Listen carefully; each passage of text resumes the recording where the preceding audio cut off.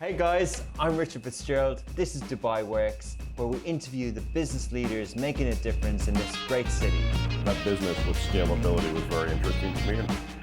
I like building something that has legacy.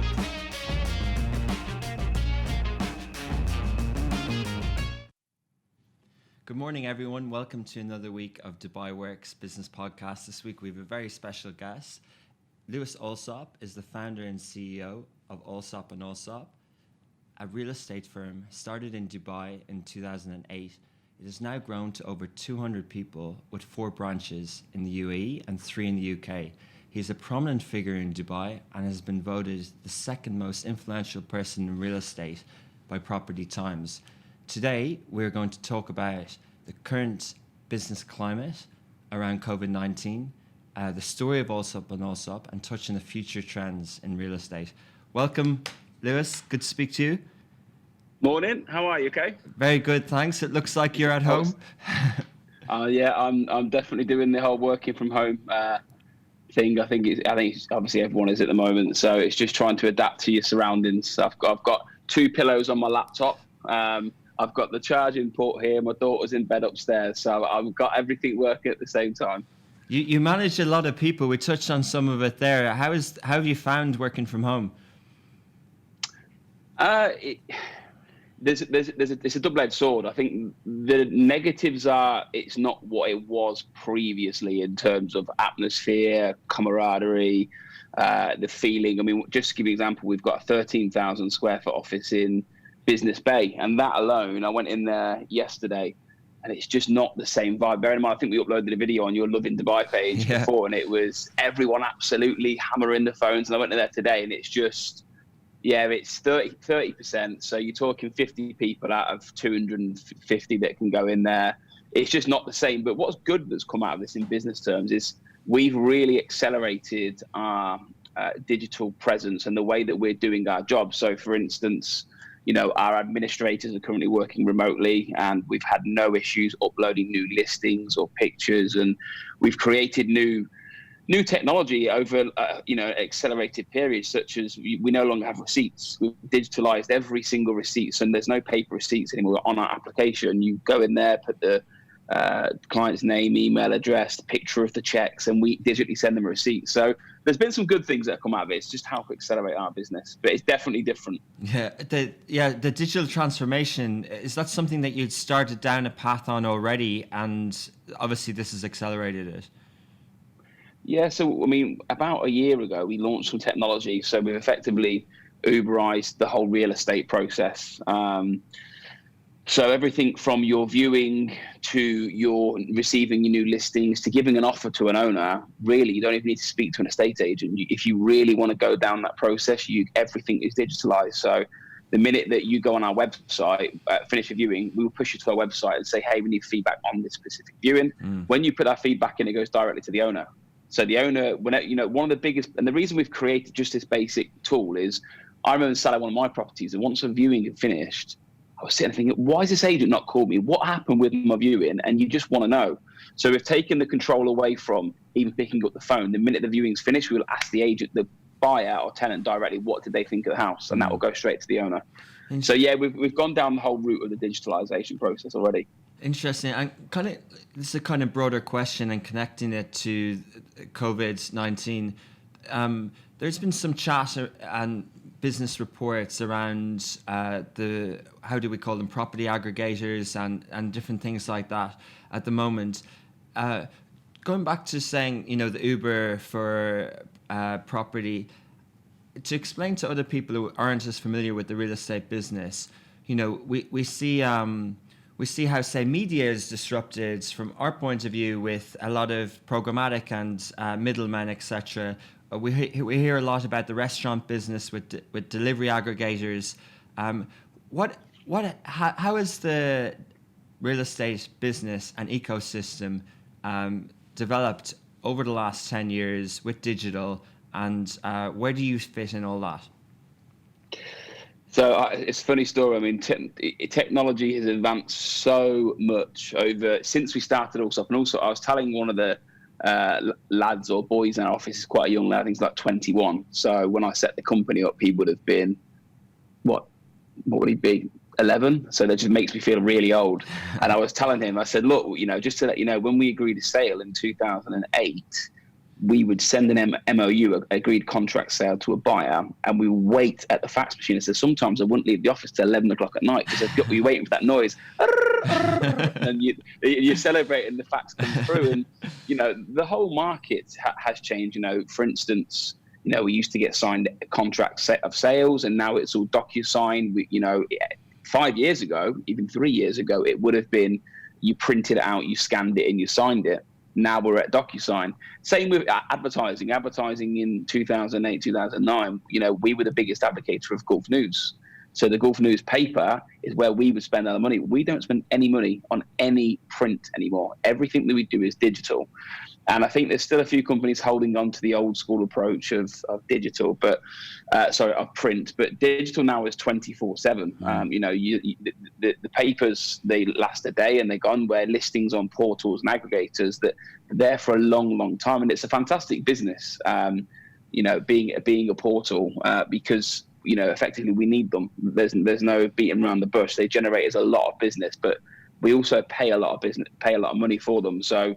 They are a key component in the property market. I think you've seen that two portals have merged in the last couple of weeks or so, creating a £1 billion business.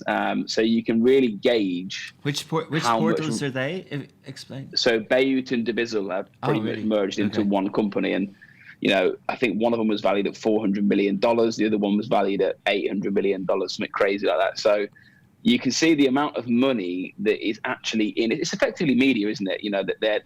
It's a media tool to advertise properties. It's an Amazon of real estate, effectively. For the same with Rightmove and Zoopla in the UK. They are worth £1 billion each. I think Zoopla is, again, this figure rough, is £800 million value.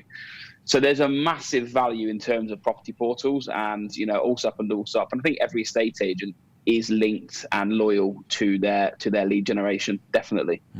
But do you find that you started in 2008, and I'd love to talk about your view then on the recession and everything, but from a digital point of view, these things were starting.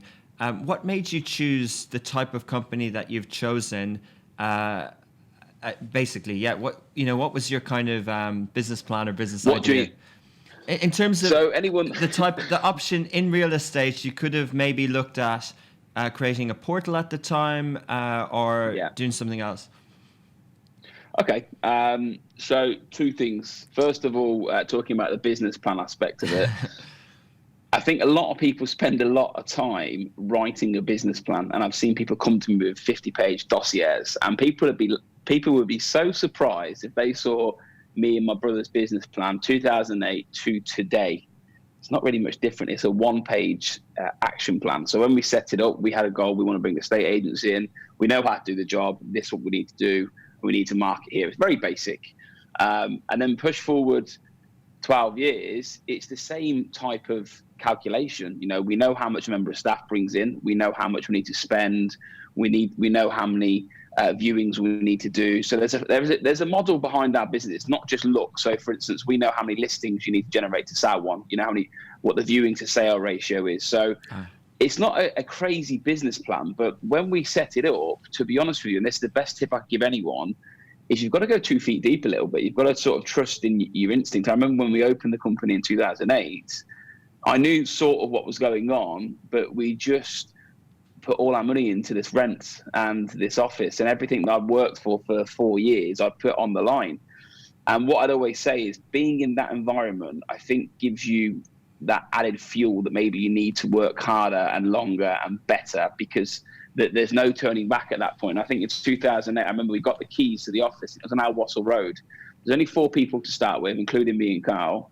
And it was 5,000 square foot. Wow. So there's 4 people in this massive villa. And I remember we couldn't afford to, so you can imagine a 5-bedroom villa. We had 5 bedrooms, and we unlocked one and put tables in there. We couldn't afford to fund the other 4. So we locked them and just said they're under renovation to the staff. And then when we got more staff, we're making more money. We unlocked bedroom 2 and then bedroom 3. Cool. And I remember, it was just a bit of a crazy time, but that's how our business is pretty grew.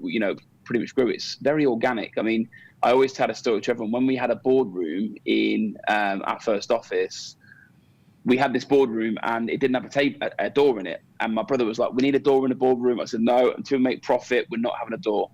Month 2, we had a door. And that's pretty much how the business grew over time. That's our business model. We're very organic. We don't take any outside investment. And we know what we're doing. You know, I've been doing this since 16 years old. So, you know, I'm 34 now. So I've got a lot of experience. And I worked out, we've moved in nearly 50,000 people into homes in Dubai via the Allsopp and Allsopp brand. Amazing. So, yeah, I just think you sort of figure out your business plan is just you do what you're good at, and we're just very good at moving people into homes. It's amazing. You were very young when you started it. You know, that must have been daunting. No, not really. I think when you're younger, you've got nothing to lose. It's the only thing that you've got to lose is maybe your pride and your ego of telling people you set a company up, and you know you're now the CEO to then close it down in 6 months. But one of the main things that got me through all of this was the stubbornness. You know, I was very stubborn. There was just, I wasn't going to let this fail at all. And that's why I was getting up at 7 a.m. to go be in work and leaving at 11 or 12 because I just had to make it work. Yeah. So yeah, I think when you're younger, you have less fear. I think if I did it now, if I'm going to be honest with you, put my cards on the table, I think maybe I would be thinking, oh my God, my daughter, my wife, our mortgage, you know, that our investments, we've got to look after them. You're young, you're fearless. And I think everyone should have a go at it when they're younger.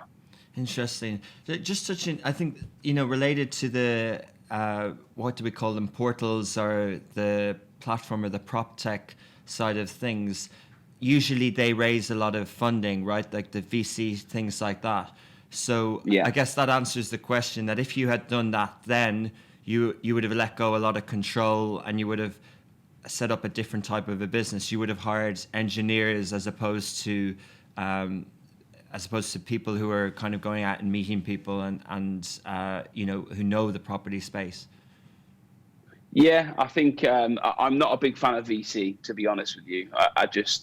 I think that if you've got a good business model or business plan, why do you the venture capitalists? You know, you've got to try and grow it organically. So many people are raising money on the back of a business that's not really worth that money. I've seen so many technology companies that make no money, but somehow they're magically worth $100 million. So, you know, I get the whole concept behind it, but for me, it's a reason that I think I'd struggle to be a public listed company or take money because our business, not just me, is a bit of a maverick. We do what we think is good for the business, and it makes you very agile. If we took money, we wouldn't be able to be agile. We just wouldn't be able to go and make these changes and do, because we'd have to tell everyone every time that you want a penny spent, you would have to make sure that's being dealt with. You know what I mean? Who's... Yeah, but so a lot of the kind of theory around, sorry to focus too much on tech, but a lot of the theory around these aggregators and these portals is that they're disrupting a previous model. You know, the OPAs or OTAs, the travel portals might disrupt a travel agency. You know, back in the day, our parents would go into a travel shop and we'd look at brochures. You know, and like, were you threatened by that in the last 12 years? Did you think for any second, oh, I don't know if what I've set up is future proof for this digital world? No, because I think people are always going to need people at some point. I think there's been a couple of models that have tried to launch. One of them was Purple Bricks in the UK.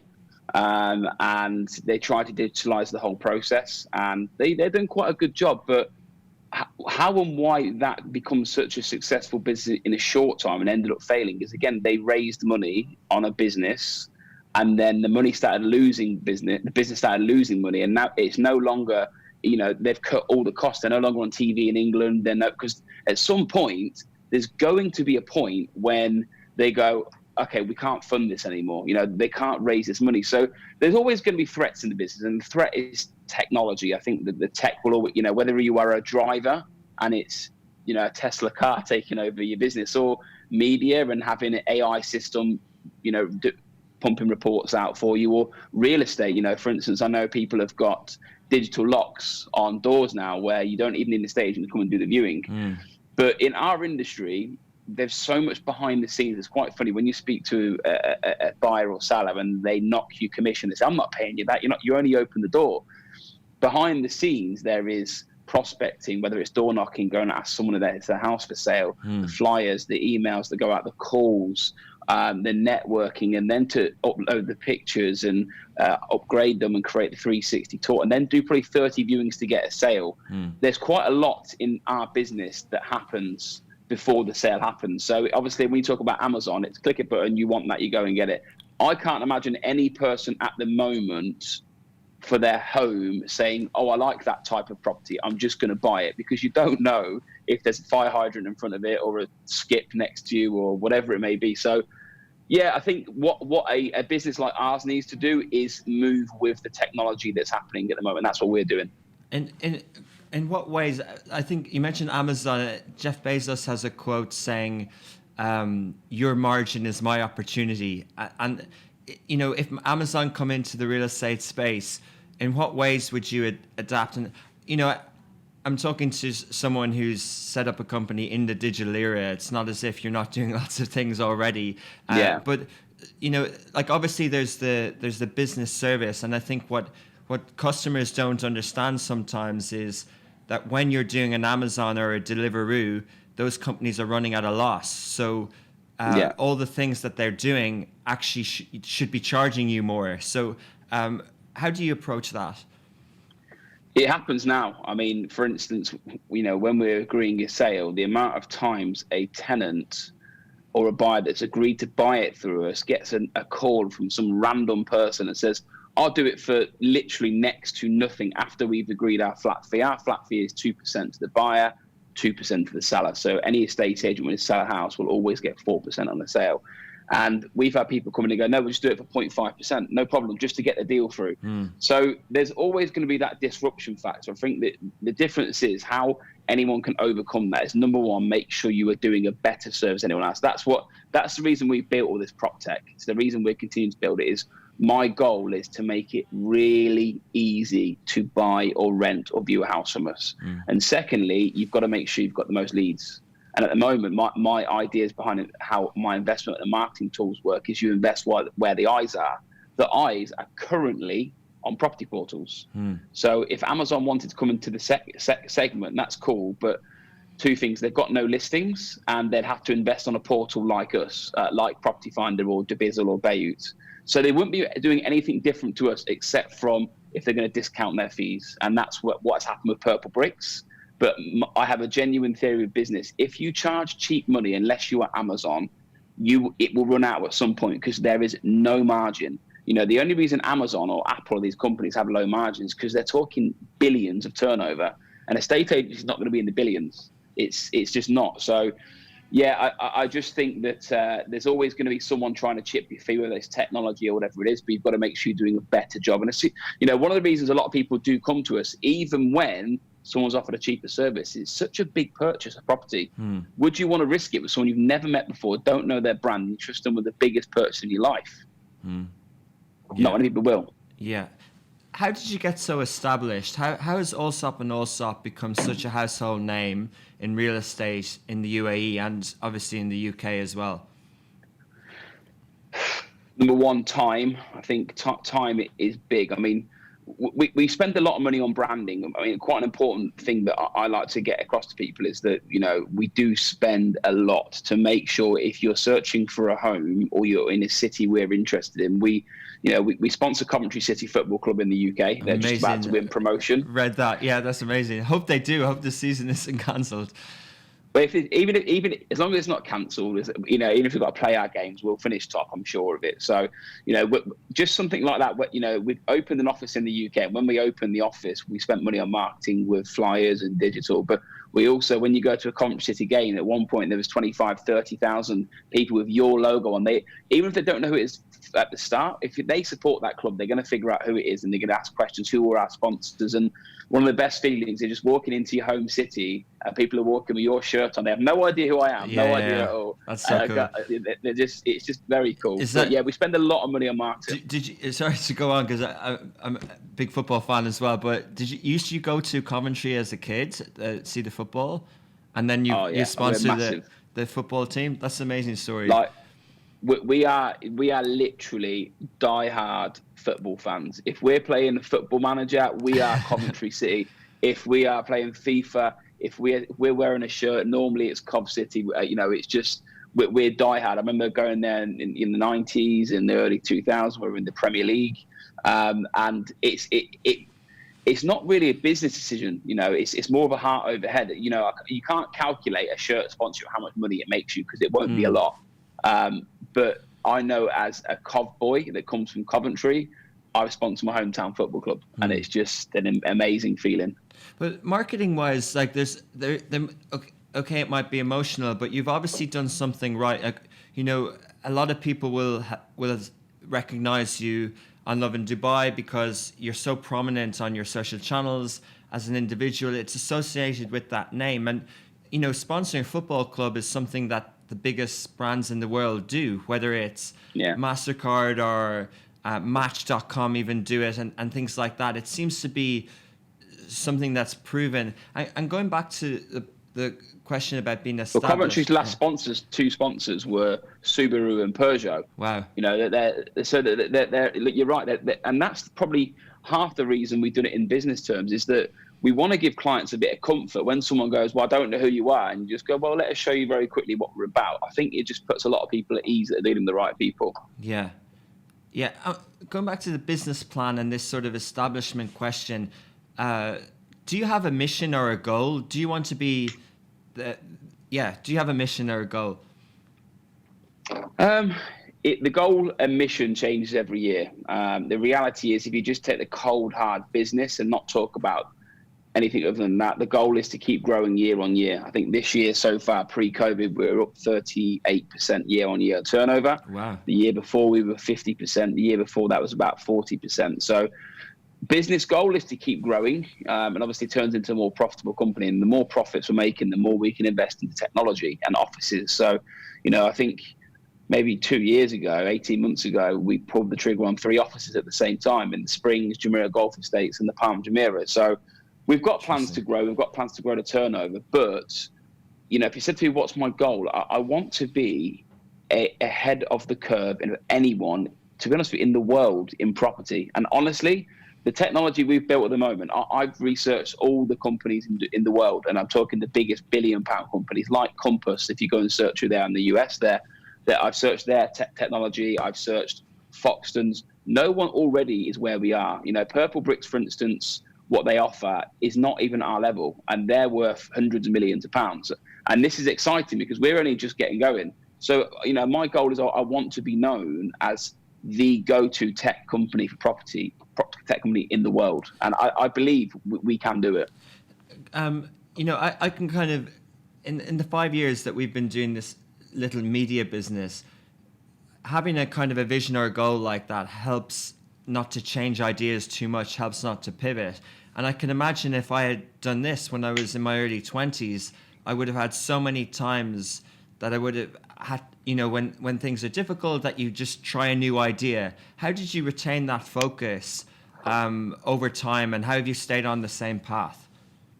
I've seen a couple of companies, real estate companies in Dubai, that have, said, they're going to go and get a certain amount of revenue from China next year, or they're going to do this next big investment, or off plan is the next big thing. And to be honest with you, our motto in business is just do what you're good at.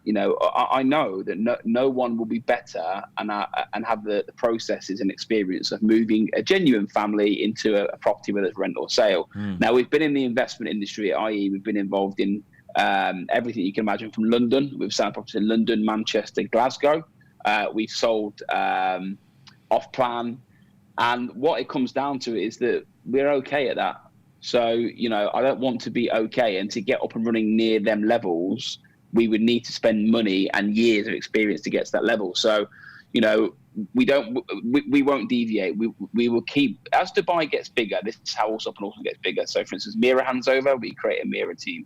When Damac Hills hands over, we've got a Damac Hills team. Dubai Hills, when Dubai hands over a new product, we turn and create a team of experts around that. The perfect one is Dubai Hills. I mean, that's handed over about six months ago or so, and now we have 8 people specifically just working Dubai Hills, and now we're the experts in there and the go-to people. So yeah, just my advice to anyone that has a business is don't deviate. Just do what you're good at and build around that. And the Dubai sort of, and we can talk about sort of 2008 and now in terms of the economic climate, but Dubai is very associated with real estate because we see all these massive towers. You must be very aligned with the kind of growth. You must believe in Dubai a lot. Has that kept your focus here?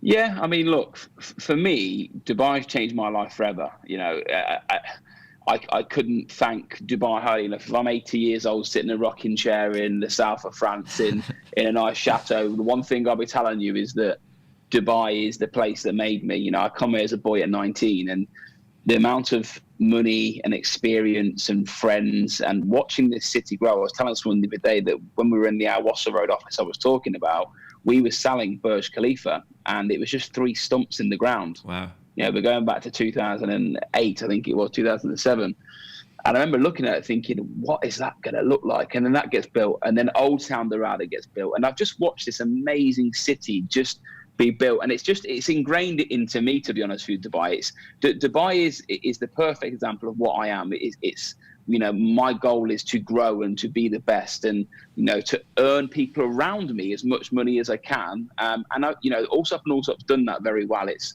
you know, it's changed not only my life, but a lot of people that work in my offices that have been with 7, 8, 9 years. You know, I think about them now, and I think when they're coming over £1,000. And now they live on the golf estates in Jumeirah Golf Estates, and they've got Range Rovers. And one of them crazily bought a Ferrari before and sold it because he couldn't turn up to viewings in a Ferrari, selling a villa that's probably worth less than that. And you know, they've bought investments, and they've just done these amazing things. I look at them and think, fair play to you. And that's what Dubai is. Dubai is just creates a lot of wealth and happiness. And these people have gone on to have families, and they're bringing their children up in Dubai. And you know, it's just. Dubai is ingrained into me, and I couldn't thank Dubai enough for what it's done for us, and it's only going to do more. You know, I think people that knocked Dubai are the same people that knocked Dubai in 2008, and it will be the quickest place in the world to bounce back. Interesting. Yeah, I couldn't agree more. The people that you bring on board, the team, how do you identify them? Do you have a kind of a recruitment process, and how do you know when you found a good one?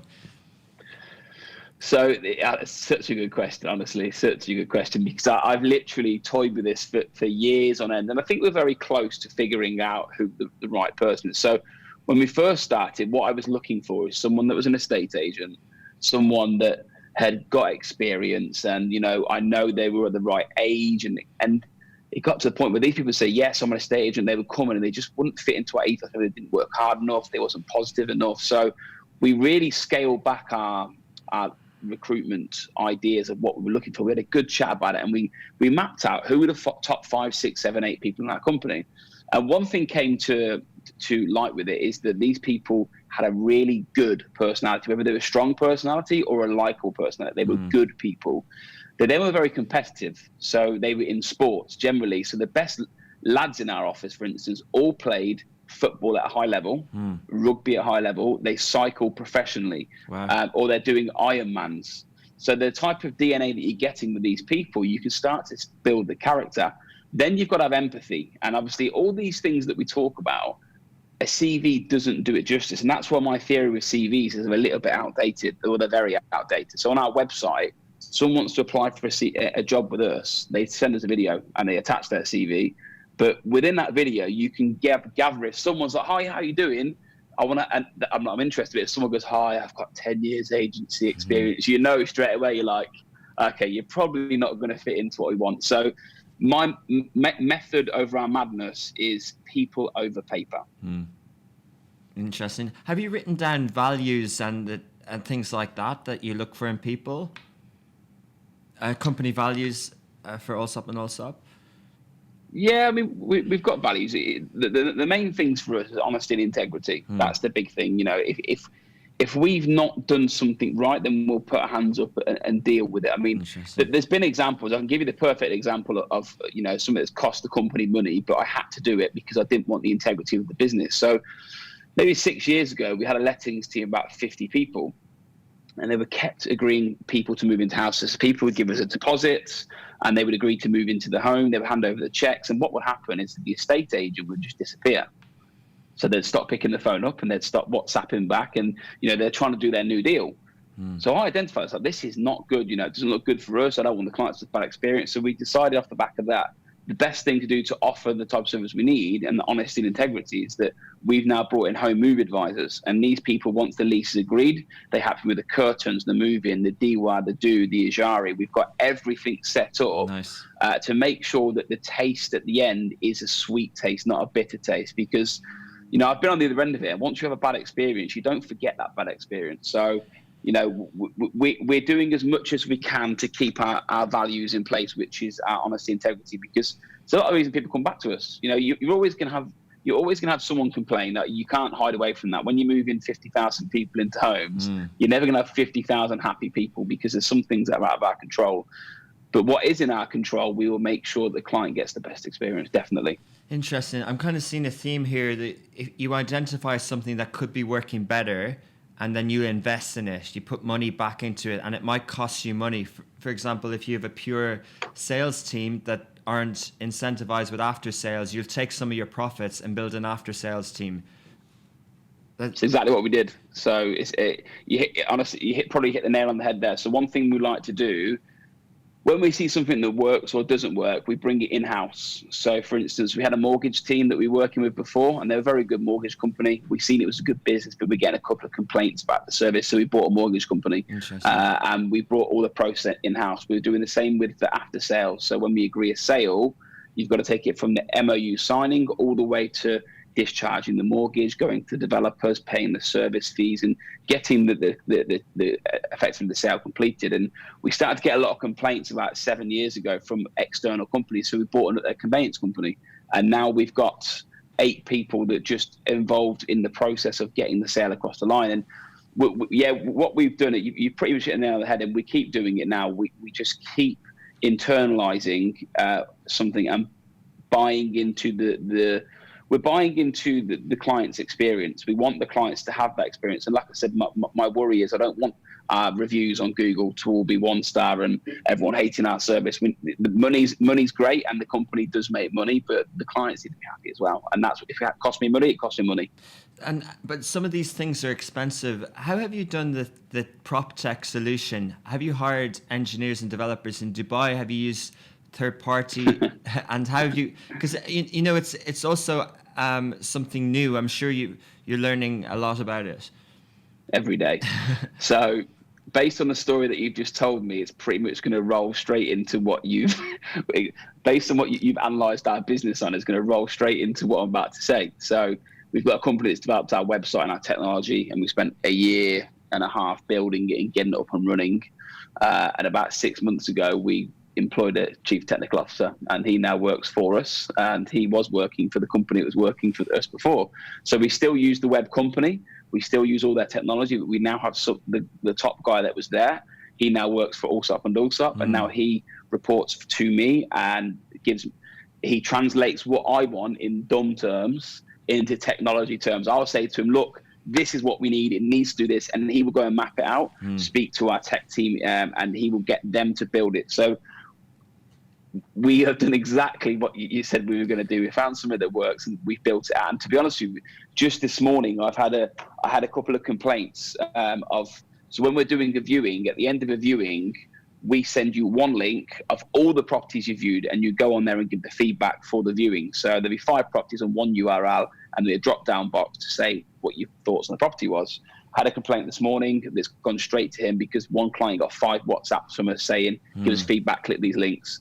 Sent that to him straight away. It is sorted. Yeah. So that's the beauty of bringing everything in house. You know, when I talked before about having such an agile mobile business, even though this business is getting bigger, because it's mine, I can steer in any direction I can. Which with a VC or an outside investment, I'd have to go and get approval. So that's probably quite a bit of a secret sauce, what you just said a minute ago. But I think what you've done is a really good example for a lot of people across industry, because people think of tech as, I'm going to get someone to build my apps, or look at what, say, Property Finder or Bayut did, and we raised a lot of money. And they're daunted by the middle part. And the middle part, actually, how you've done it is one person who can speak my language, and one person who can speak my language and code at the same time is able to, it doesn't need to be hundreds of thousands of dollars and a huge tech team. You can have a brilliant tech solution with 4 or 5 people.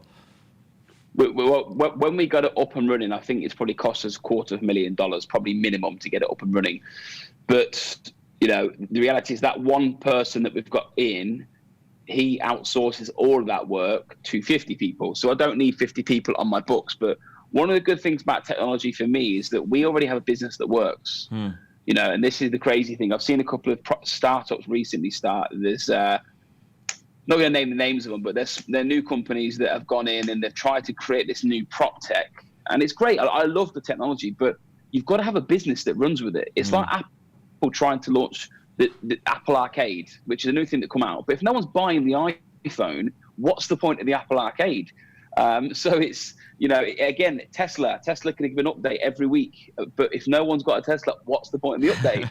And that's what I see at the moment happening a lot, is people are building this technology without a revenue or a business. And the other scale of it is people that have a business don't want to invest their profits in technology. There's not many businesses around that do what we do.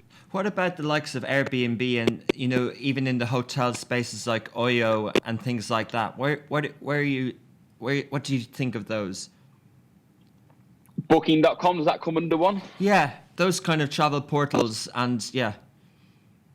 Booking.com is the only portal I've used in the last 10 years. I've never booked a hotel from any other site. And the main reason for that is because it's easy. It's the same reason I pretty much use Deliveroo every day. It's just easy to use, isn't it? You don't need to play around with it. You can book it. So yeah, all of these aggregators have a place in the market, as long as I think the main message is it's got to make the consumer experience really easy. Booking.com, I was on there today, and you go on there and it GPSs what's around you and what's closest. You can search via price, and you don't need to, in today's world, why would anyone go into I couldn't think of anything worse with about travel agencies than getting in my car with my wife, my daughter, and driving to Donata or wherever it is and say, where can we go on holiday? Let's talk through. Why do I need to do that? Yeah. So yeah, there's definitely a place in the market for them. If anything, they've made Deliveroo, Uber Eats, Booking.com, Airbnb, these places they haven't disrupted the market. I honestly think they've taken over the market with their business model. They've not disrupted it. They've added to it. But in terms of your space, there's a few, say, what do we call them, short-term rental or longer-term rental property companies now on the prop tech side in the UAE. Are they a challenger, a competitor, or do you see them in the same Airbnb space? So I think one of them recently launched about 6 months ago. I think it's the guys that own Cafu, I think, that launched it. And technology looks really good. Urban, yeah. I've seen the ads, yeah. The technology looks good. I was actually speaking to one of them before, but the biggest issue they face is that they don't actually know what they are, I don't think, at the moment. Are they going to be a portal or are they going to be an estate agent? Because I was looking at their listings are on Property Finder, and they want to be a portal. So I think with them, they have the ability to be a really good business, but it's like every business. They need products. Urban can set up and they might be amazing, but they need properties. And this will be, I can see them potentially having their downfall.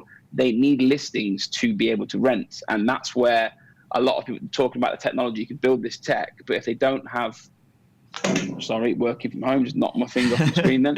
If they don't have the listings, then the business becomes null and void. It doesn't mean anything with the technology and no listings. And this is what I talked about before.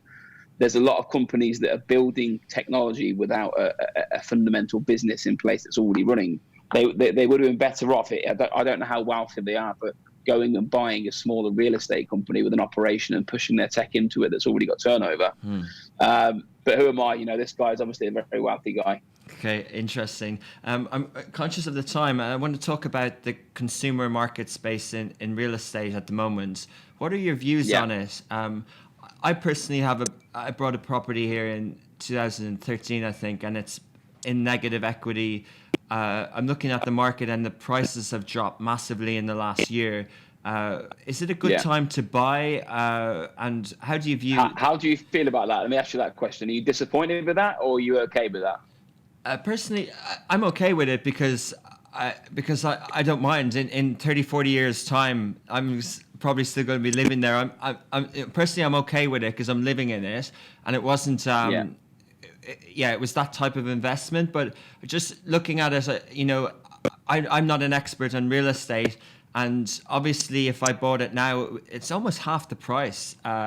If someone's looking at it, so here's a question for you then. So how long have you lived there for now? So 8 years? Yeah, 2013, 7 years. Yeah. 7 years. Okay. So how much would that place cost you to rent?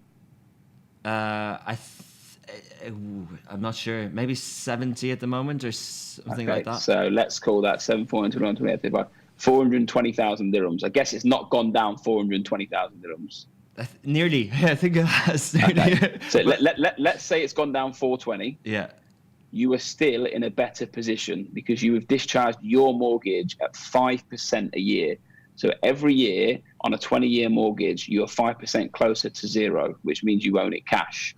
So even if the market goes down, it doesn't actually matter if you live in it. It just doesn't matter. My house is down in value compared to what I bought it for. It went up. I think I bought mine in 2012 and it went up like 20% in 8 months. Like, oh my God, this is amazing. And then obviously it drops and it dips. But my message to you is that you're actually winning even in a declining market because you would have just pumped 420,000 into rent over 7 years. And people have this mindset where they go, I'm not buying because the market's down. I'm just going to rent. And you're like, well, I think we've missed the concept that you still have to pay money somewhere. You either pay it to your own property, and at some point you're left with this asset, which if everything drops in value, yours is worth that value as well. Do you know what I mean? So whatever, if you go and sell your house, your next property that you want to buy will also be a lot cheaper, but you've actually got it owned in cash.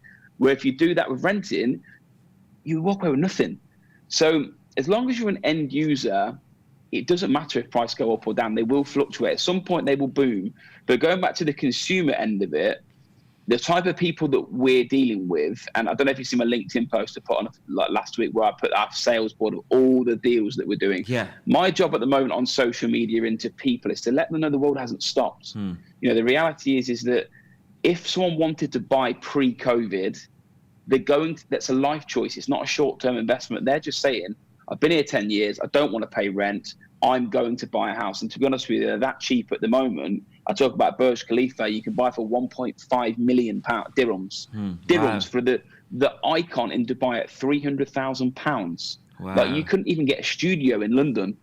Not even a 300 square foot studio for the price you could buy Burj Khalifa. And people know this. What we've seen is that there's two angles to what's happening at the moment. Angle number one is there's a lot of big sales happening with cash. And I mean by that, in the last 2 weeks, not my company alone, but I know other real estate companies that are putting on their social media, they've sold a 20 million dirham, a 30 million dirham. Someone sold 18 plots in Jumeirah Bay to an investor that wants to use them for a hotel. There is a lot of big deals happening, but the other aspect to it is that the end users are buying a house for themselves still. You did math really quickly there. That was beyond me. But, Sorry. No, it's fine. It's interesting. But I'll ask it like in another question. I look around and I see lots of buildings and I think of supply and demand. And then I see Dubai, how it visually looks and compare it with Hong Kong and New York.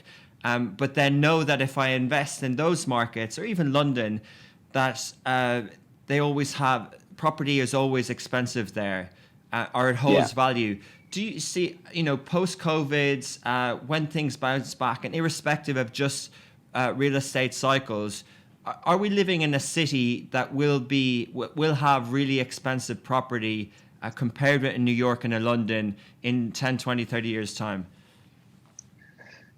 I couldn't give you an answer on it because there's been a few times now when I've said, I think the market will go up, and it hasn't.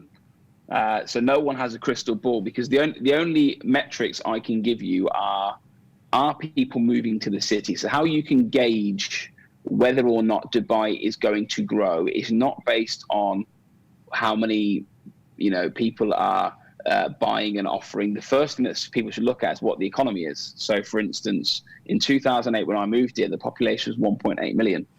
It's now 3.1. So the population is growing every single year. So these houses that are getting built, I remember in 2008, people going to me, 2006, sorry, JBR, who's going to live in JBR? There's too many towers in JBR. They all sold out. Same thing happened in Damac Hills. No one's going to live in Damac Hills. They sold out. And the list can go on and on. The problem we face here is people trying to get on the ladder. There's so many people that I know would get on the ladder now, but they don't have the 20% deposit. I know the loan to value is literally just changed from 75 to 80, but the UK, you can get a 90% mortgage. So if they want to really facilitate end users, and that's how you're going to get the prices up. But no, in short, I couldn't say to anyone right now, we'll be at London prices, because I just can't imagine, I can't see them going to that level. There has to be a bounce back, because let's say if you wanted to sell yours, I guess you've got a mortgage on it? Yeah. Okay, so I've got a mortgage on mine as well. Once you reach that mortgage limit, which is probably where we're both at the moment, someone offers you under that value, you're not selling it. That's as simple as it gets. Why would you pay to leave your house?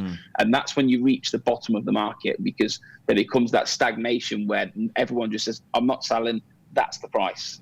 And that's very close to where we are now, or where we are. So how do you run, last question in terms of, related in a way, how do you run a UK business and a UAE business, and what's the future hold for Lewis and Allsopp? Allsopp and Allsopp, sorry. Okay, so to run a UK and UAE business is very frustrating, in all honesty, because obviously different time zones. When it's 3 p.m. here, it's 12. When it's 9, it's 6 when they finish work. So key to having a very good international business is have really good management.